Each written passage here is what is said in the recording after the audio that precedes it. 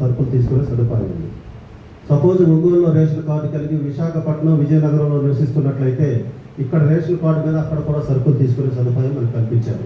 ఒకవేళ శ్రీకాకుళం, విజయనగరం, విశాఖపట్నం వాళ్ళు ఒంగోలులో నివసిస్తున్నట్లయితే ఆ కార్డు కలిగి ముంబాయి, చెన్నై, బెంగళూరులో నివసిస్తున్నట్లయితే అదే రేషన్ కార్డు మీద అక్కడ కూడా సరుకులు తీసుకునే సదుపాయం మన పౌర సరఫరాల శాఖ, కేంద్ర రాష్ట్ర పౌర సరఫరా శాఖలు మనకి ఈ అవకాశం కల్పించారు. కనుక దయచేసి ఒకే దేశం ఒకే ration card, one nation one ration card, ఈ పథకాన్ని కూడా సద్వినియోగం చేసుకోవాలి.